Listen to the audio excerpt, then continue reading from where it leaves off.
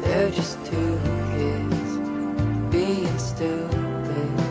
Have a lot of dreams, but they're only 18, so they'll for them tomorrow. Maybe tomorrow. She says everything is weird in the world right now, but I like it